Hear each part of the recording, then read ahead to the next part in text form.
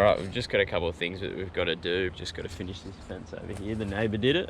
It's a barbed wire fence, but we just need to put some sheet mesh on there. This is the fence that we did last time. It's just down there. And then once we get this done, we can put the sheep in this paddock.